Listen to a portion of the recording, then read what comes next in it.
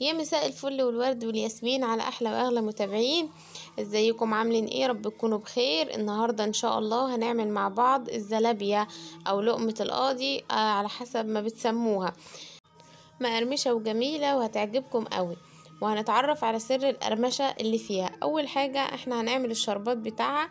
معايا كوبايتين من السكر، وعليهم كوبايه ونص من الميه، وعليهم عصرة ليمونة، وحطهم على النار يغلوا لمدة 10 دقايق أو 7 دقايق، وانزلهم على طول، مش أكتر من كده. معايا هنا 3 كوبايات من الدقيق، عليهم معلقة من السكر، وهحط عليهم كمان معلقة من الخميرة. ما تكتريش عن كده علشان ما يعني لما بتكتر بتبوظ. معايا كمان معلقتين من النشا، معلقتين كبار يعني مليانين للاخر، وهحط عليهم بعد كده معلقتين من الحليب البودر. لو انت ما عندكيش تقدري تستغني عن الخطوه دي عادي جدا. وطبعا هنحط ذره ملح بسيطه خالص. وبعد ما نقلب المكونات الجافه كلها مع بعض هننزل عليهم بمعلقتين من الزيت، وبعد كده هنبدا ننزل بالميه وهنعجن كويس لحد ما العجينة تتلم معانا وتبقى بالشكل اللي انتوا شايفينه ده. هي بتكون طرية، ما بتكونش تخينة قوي زي ما انتوا شايفين كده، ده قوامها. وبعد كده هنغطيها بستريتش او بكيس بلاستيك او بغطا او باي حاجة عندك، وهنسيبها تخمر في مكان دافي لحد ما تتضاعف معانا. وده الشربات اللي احنا عملناه مع بعض. طفينا عليه النار خلاص وهنسيبه يبرد. واول ما العجينة بتاعتي تخمر هجيب كوباية وهحط فيها كيس زي ما انتوا شايفين كده، وهبدأ اعبي الكيس ده بالعجينة. هنقطعها مع بعض بأسهل طريقة، مش هنشيل هم التقطيع بعد كده. هنبدأ نعبي الكيس على حسب الكمية اللي تقدري تتحكمي فيها وتستخدميها. ويستحسن ان انت ما تكتريش قوي عشان تقدري تمسكي الكيس وتقطعي بيه وتقدري تتحكمي فيه زي ما انتوا شايفين كده. وهنبدأ نقص طرف الكيس قصة صغيرة. تقدري تتحكمي في حجم الزلابية بتاعتك من خلال القصة بتاعت الكيس، ممكن توسعيها وممكن تضيقيها براحتك.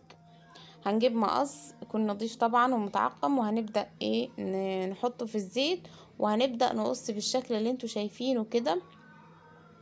وفي الاول هنكون مهديين النار علشان الزلابية كلها تطلع لون واحد، على بال ما نخلص تقطيع باقي الكمية كلها ونملى الطاسة بتاعتنا. لان لو علينا عليها النار هتبدأ واحدة تستوي والتانية لسه، فكده مش هيبقوا نفس اللون ولا نفس المستوى يعني. اول ما الطاسة بتاعتي تستكفى هنبدأ نقلب كده على طول، علشان ما يحمرش من ناحية والناحية التانية لأ. واول ما يبدأ كده يصفر معانا وياخد اللون اللي انتوا شايفينه ده هنبدأ نخرجه، ما يزيدش لونه عن كده. هنجيب طبق وهنخرج فيه كل الزلابية بتاعتنا علشان هنرجع نحمرها تاني بعد ما تبرد. وده سر القرمشة بتاعت الزلابية. والسر التاني هو النشا اللي احنا حطيناها مع العجينة.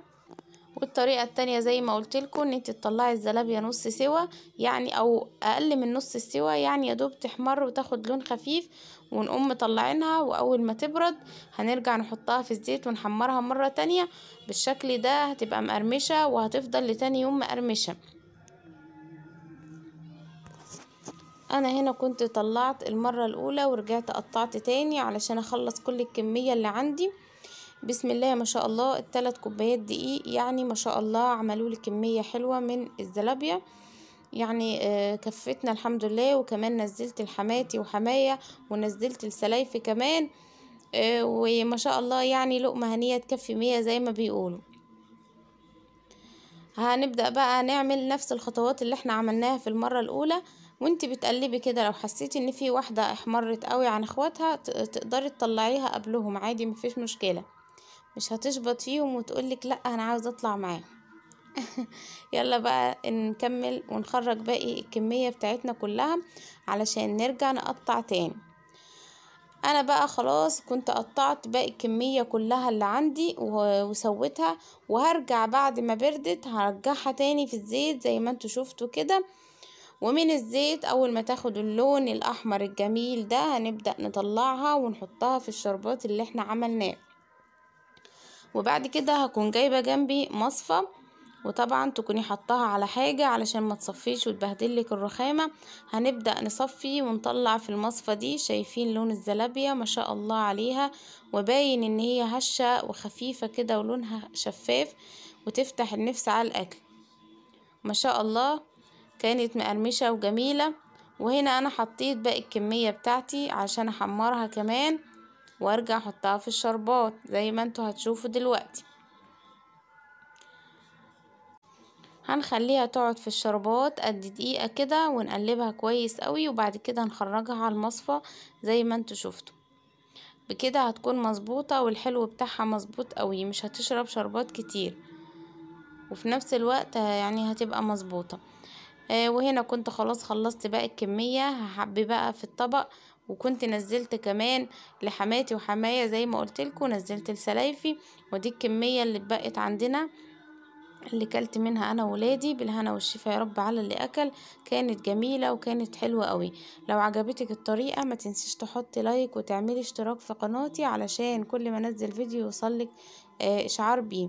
اشوفكم على خير ان شاء الله في فيديو جديد. مع الف سلامة وفي رعاية الله.